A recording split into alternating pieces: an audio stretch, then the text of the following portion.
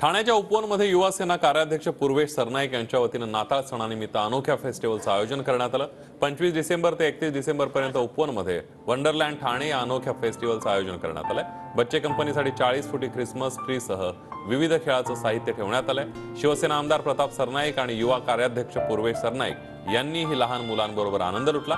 यावेळेला माजी नगरसेवकांसह शिवसेनेचे पदाधिकारी उपस्थित होते।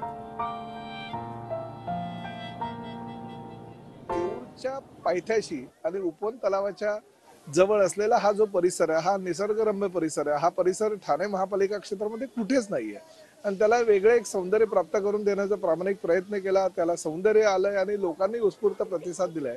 आज मला खरोखर अभिमान वाटतो की पूर्वेश सरनाईकांच्या माध्यमातून आणि युवा सेनेच्या सगळ्या सहकाऱ्यांच्या माध्यमातून या समर वंडरलँडचं यांनी आयोजन केलेलं आहे।